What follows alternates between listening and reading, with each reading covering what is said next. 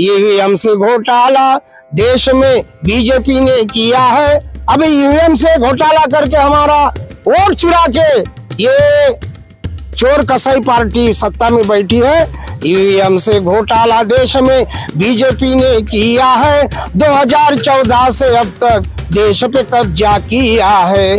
पूंजीपति और उद्योगपति को देश को खजाना लुटाया है। अदानी अंबानी का पूंजीपति और उद्योगपति को देश का खजाना लुटाया है। महंगाई बेरोजगारी से देश को बर्बाद किया है।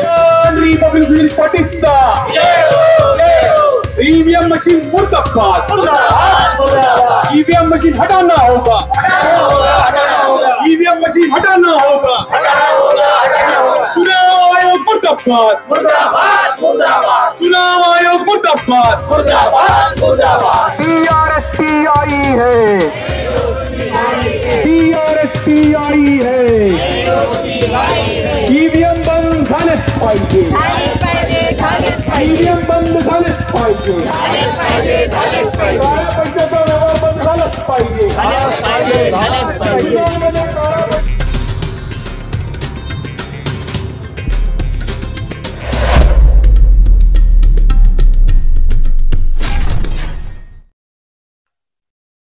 साथियों, मैं राकेश, आप देख रहे हैं हमारा यूट्यूब चैनल। देश में जो है ईवीएम के विरोध का जो बवाल है वो थमते हुए नजर नहीं आ रहा है। महाराष्ट्र में जब से विधानसभा के चुनाव हुए हैं, एक बड़ा बवाल महाराष्ट्र के अंदर में दिखाई दे रहा है।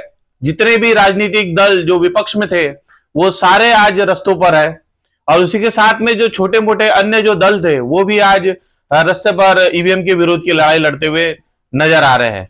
सुप्रीम कोर्ट ने कई बार फटकार लगाने के बावजूद लोग मान नहीं रहे कि ईवीएम में गड़बड़ी नहीं हो सकती है।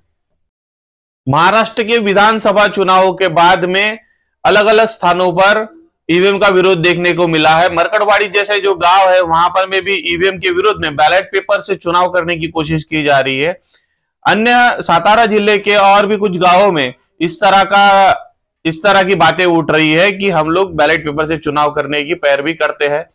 जो बड़े राजनीतिक दल महाराष्ट्र की राजनीति में अपना असर रखते हैं उसमें से शरद पवार जी कहे या फिर उद्धव ठाकरे जी, ये सारे लोग जो है वो ईवीएम के विरोध में बातें करते हुए नजर आ रहे हैं, आंदोलन करते हुए नजर आ रहे हैं। लेकिन इस देश का सबसे बड़ा विपक्ष जिसे कांग्रेस कहा जाता है वो बोल तो रहा है कि हम ईवीएम का विरोध कर रहे हैं, लेकिन जिस तरह से उसकी शक्ति इस देश में है उस पूरे शक्ति का इस्तेमाल करते हुए वो कहीं नजर नहीं आ रहा है। लेकिन फिर भी जाहिर तौर पर जो छोटे छोटे राजनीतिक जो दल है वो इस देश के और इस महाराष्ट्र के राजनीति को प्रभावित करने का काम कर रहे हैं, और वो छोटी छोटी संख्या में हर जगह पर ईवीएम का विरोध के लिए रैली प्रदर्शन करते हुए नजर आ रहे हैं।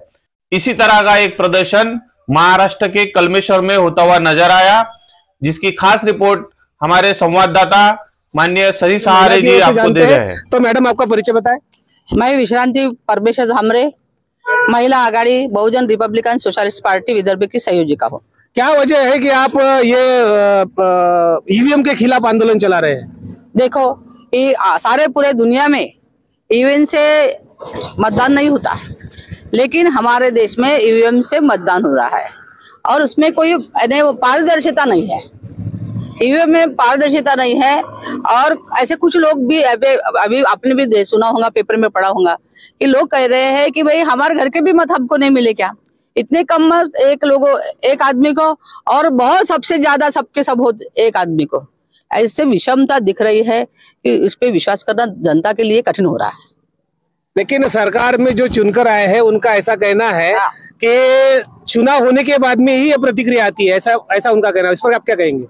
देखो, चुनाव होने के बाद में इसलिए कहा जा रहा है कि चुनाव होने के बाद में ही समझता है, चुनाव के पहले थोड़ी समझता है कि एक आदमी को पूरे मत मिल जाएंगे, एक आदमी उसके घर के मत भी नहीं मिलेंगे। आज महिला होने की वजह से एक महत्वपूर्ण सवाल है कि लाड़की बहन योजना की वजह से सरकार चुन के आई है, ऐसा उनका कहना है, और जानबूझकर आरोप लगा रहे हैं, ऐसा उनका कहना है। नहीं, लाड़की बहन के वजह से मत मिला उनको, लेकिन ये बहुत गलत है। ये गलत इसलिए है कि बच्चों की स्कॉलरशिप बंद कर दी। बच्चों को स्कॉलरशिप नहीं दी, सब ठेकेदारों को उनके काम का पैसा नहीं दिया, और लेडीज को 1500 रुपये क्यों दिया, किस बात के आधार पर दिया? और अब कह रहे हैं कि नहीं, हम उनके घर में टीवी नहीं होगा, उनको नहीं देंगे। पहले क्यों नहीं कहा? अभी हम लोग दे रहे थे तो अभी हम दिवाली में देंगे 2100 रुपये। अब जो निकाल रहे हैं ये बातें, ये तो पहले निकालनी थी, लेकिन चुनाव जीत कराने के लिए उन्होंने ये जो है सरकार के पैसे का दुरुपयोग किया। इतना ही नहीं कि गली गली में चुनाव में खड़ी थी 53 में, दक्षिण नागपुर में, कहीं से भी गली से जाओ, 100 कुर्सियां डाली है, वहां बिरयानी का बड़ा गंध लगा है, दारू की बाटली लगी है, यानी इतना सारा भ्रष्टाचार सब गली में हो रहा है। तो सब लोगों को दिख रहा है, इलेक्शन कमीशन को दिख नहीं रहा क्या? के माध्यम से क्या बात रखना चाहेंगे जो ईवीएम के विरोध में आप आंदोलन चला रहे हैं? सबसे पहले आपका परिचय बताएं। मेरा नाम राहुल शंकरराव तायड़े है। मैं रामनगर पांड्राबोड़ी से बिलोंग करता हूँ। बीआरएसपी में मैं पश्चिम नागपुर अध्यक्ष हूँ। माने साहब ने मुझे पश्चिम नागपुर अध्यक्ष नियुक्त किया है। देखिए सर, हमको ईवीएम में ट्रांसपेरेंसी चाहिए। हमारे देश में 140 करोड़ की जनसंख्या है, महाराष्ट्र में 12 करोड़ की जनसंख्या है, 9.5 करोड़ से ज्यादा महाराष्ट्र में वोटर्स है। तो इन महाराष्ट्र के वोटर्स के साथ धोखा नहीं है क्या?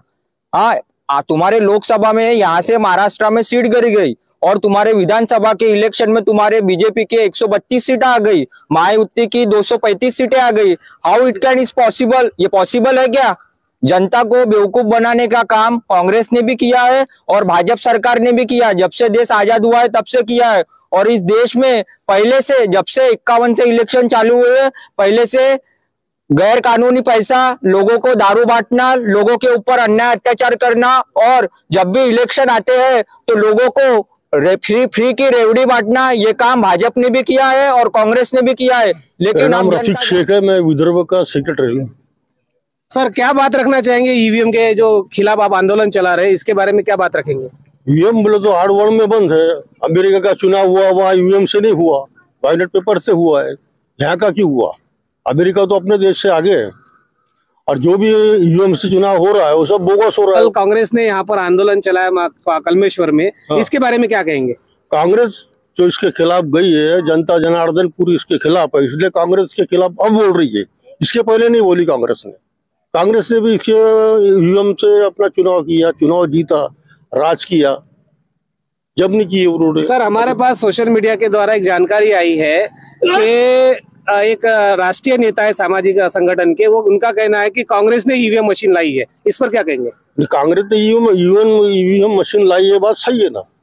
मशीन गुजरात से आई है। ये सब कांग्रेस की वजह से हुआ है, और ये जो हो भी रहा है तो इसके लिए कांग्रेस पार्टी जिम्मेदार है और भाजपा उसका पूरा फायदा ले रही है। महत्वपूर्ण है कि बीजेपी सरकार का ऐसा कहना है कि हमने बटेंगे तो कटेंगे ये नारा देने की वजह से वो चुनकर आए। इस पर क्या कहेंगे? नहीं, ये सरासर झूठ है। फूट डालो, राज करो, ये अंग्रेजों ने भी अपने पे राज किया है, और वही पुरानी बात उन्होंने लाई है, फूट डालो, राज करो। सभी कास्ट के लोग, सभी समाज के लोग, SC हो, ST हो, माइनॉरिटी हो, जो भी हो अपने देश के, सब नागरिक, सब जनता भाईचारे से रहती है यहाँ पर। अब काय का फूट डालो? अब उनका वही चल रहा है, फूट डालो, राज करो, वोट लो। अपने गायक है, उनसे भी जानते हैं। उन्होंने ईवीएम मशीन पर एक अच्छा गाना बनाया हुआ है। तो सर, आपका परिचय बताएं। मैं गायक अरुण सहारे और सावनेर कलमेश्वर विधानसभा से मैं अध्यक्ष हूँ, और परिवर्तन की दिशा में मैं 40 साल से गा रहा हूँ कि फूले शाह अम्बेडकर कह कर, फूले शाह अम्बेडकर कह कर आगे कदम बढ़ाएंगे। और अभी जो वोटिंग होगा, यदि ईवीएम मशीन आए तो हम क्या करेंगे? आज ईवीएम की वोटिंग मशीन हम मिट्टी में दफनाएंगे। ईवीएम की वोटिंग मशीन हम मिट्टी में दफनाएंगे। क्यों? कि ईवीएम के बदौलत कांग्रेस सत्ता में आई थी। भारत के चुनाव आयोग ने ईवीएम मशीन लाई थी। इसमें चुनाव आयोग भी जो यहाँ पर दोषी है। क्यों? कि कांग्रेस भाजपा दोनों ने यह मिली भगत जमाई थी, इधर भी ब्राह्मण उधर भी ब्राह्मण, ब्राह्मण मनु की नीति लाई थी। मूल निवासी सभी मिलकर प्रजातंत्र को बचाएंगे। अभी प्रजातंत्र को बचाना है कि ये सभी हमारे बहुजन समाज के सभी लोग, SC ST माइनॉरिटी, धार्मिक अल्पसंख्यक, मुस्लिम, क्रिश्चियन, सिख, ईसाई, बौद्ध, ये सब मूल निवासी सभी मिलकर प्रजातंत्र को बचाएंगे और EVM की वोटिंग मशीन हम मिट्टी में दफनाएंगे। EVM की वोटिंग मशीन हम मिट्टी में दफनाएंगे। तो भाइयों, EVM से घोटाला देश में बीजेपी ने किया है। अभी EVM से घोटाला करके हमारा वोट चुरा के ये चोर कसाई पार्टी सत्ता में बैठी है। EVM से घोटाला देश में बीजेपी ने किया है। 2014 से अब तक देश पे कब्जा किया है। पूंजीपति और उद्योगपति को देश को खजाना लुटाया है। अदानी अंबानी का पूंजीपति और उद्योगपति को देश का खजाना लुटाया है। महंगाई बेरोजगारी से देश को बर्बाद किया है। OBC की जातीय गणना, OBC की जातीय गणना करके ही परिवर्तन लाएंगे और EVM की वोटिंग मशीन हम मिट्टी में दफनाएंगे। EVM की वोटिंग मशीन हम मिट्टी में सर के पास तो इनके नेतृत्व में कार्यक्रम चल रहा है, जहाँ तक हमें जानकारी मिली है। तो सबसे पहले सर आपका परिचय जानना चाहेंगे। मैं डॉक्टर विनोद रंगारी, बहुजन रिपब्लिकन सोशलिस्ट पार्टी का नागपुर जिला अध्यक्ष। क्या कहना चाहेंगे सर EVM मशीन के बारे में कि सभी तरफ EVM का चर्चा चल रही है, इस पर आप क्या कहेंगे? EVM एक ऐसा चीज है जो बहुत कम मेहनत से हम बड़े घोटाले कर सकते हैं। पहले जो होता था वो बैलेट पेपर पे चुनाव होता था और बैलेट पेपर में भी घोटाले होते थे, ऐसा नहीं कि नहीं होते थे, पर बैलेट पेपर पे घोटाले करने के लिए हमको जो है बड़े मेहनत करनी पड़ती थी, बड़ी ट्रक लानी पड़ती थी, बड़े डब्बों को डाल के फिर उसका गायब कर किया जाता था, उसमें बहुत मेहनत लगती थी। अब ये जो EVM मशीन है उसमें कब बस बटन के माध्यम से आप बड़े घोटाले कर सकते हैं। अब इस बार तो ऐसा हुआ कि जो वोटिंग मशीन जो आई है वो वोटिंग मशीन ही गुजरात से आई है इस बार, और वो सारी जो है वो प्राइवेट संसाधनों से आई है, तो उस पर बहुत बड़ी चुनाव प्रश्न चिन्ह निर्माण हो जाता है। और दूसरी बात है, कांग्रेस को ऐसा लगा था हम छोटे छोटे घोटाले करके हम जीत जाएंगे। उनको क्या पता था बड़ा जो सांपनाथ और नागनाथ वाला है बीजेपी, वो बड़ा घोटाला भी कर सकता है और उनको पूरा परास्त कर सकता है। अब इतना होने के बावजूद जब एक आधी बीजेपी आमदार ने बोला कि भैया ठीक है, तुम्हारे जितने लोग इस EVM से चुन के आए उन्होंने इस्तीफा देना चाहिए, तो कांग्रेस के लिए एक बहुत अच्छा मौका था इस बार को EVM का विरोध करने के लिए। अगर कांग्रेस ने अगर बोल दी होती वाकई आमदार खासदारों ने, ठीक है हम इस्तीफा देते, जो चुन के आए आप भी पूरे बीजेपी वाले जो चुन के आए वो भी इस्तीफा दे दी EVM पे, तो बात बनी होती। तो इसका मतलब ये कांग्रेस और बीजेपी दोनों मिली भगत है इसमें EVM को लेकर, ऐसा मेरा मानना है इसको लेकर। और ये बड़ा मुद्दा है EVM के घोटाले को लेकर, यानी बड़े घोटाले हो रहे हैं, तो इसीलिए हम अभी BRSP एडवोकेट डॉक्टर सुरेश माने साहब के माध्यम से पूरे महाराष्ट्र भर में हम मोर्चे कर रहे हैं हर जिले में। दूसरा जो मुद्दा है वो पैसे को लेकर है।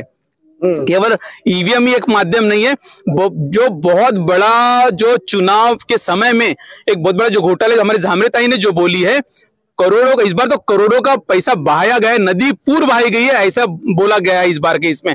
हर जगह पे लाखों रुपए खर्च, करोड़ों रुपए खर्च किए गए।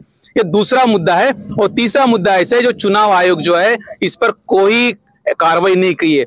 कम से कम अभी 67 करोड़ रुपीस अपने नागपुर में पकड़े गए, मगर उसका किसी का माए बाप ना उसका मिला नहीं, एक के ऊपर भी FIR दर्ज नहीं, एक के ऊपर भी गुना दर्ज नहीं है। तो इसका अर्थ सीधा चुनाव आयोग पर एक प्रश्न चिन्ह निर्माण हो जाता है। सब अभी लास्ट में एक सवाल है कि अभी हमने कल देखा कि यहाँ पर कांग्रेस के द्वारा भी आंदोलन चलाया गया था EVM हटाओ के बारे में, और भी बहुत सारे संगठन जो EVM हटाओ का आंदोलन चलाने वाले हैं।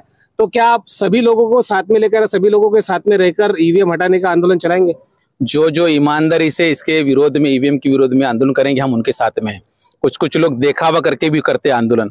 अब मैं तो बता दिया कांग्रेस किस प्रकार से देखावा करके वो आंदोलन कर रही है, उसका मकसद सही में नहीं है। सही में मकसद होता तो आज वो एक सबसे बड़ी विरोधक पार्टी है, तो उसका अगर वो पूरा मुद्दा उठा ले तो आज EVM 2 दिन में हट सकती है। धन्यवाद सर।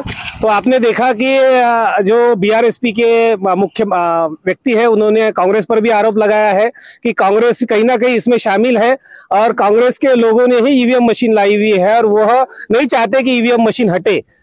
सापनाथ और नागनाथ की बात यहाँ पर इन्होंने की हुई है। आगे इनका आंदोलन कहाँ तक सफल होता है, कितने लोगों के साथ में लोग जाते हैं, इसकी पल पल की खबर आपको दिखाते रहेंगे। आप देखते रहिए हमारा यूट्यूब चैनल, लाइक कीजिए, शेयर कीजिए, सब्सक्राइब कीजिए। धन्यवाद।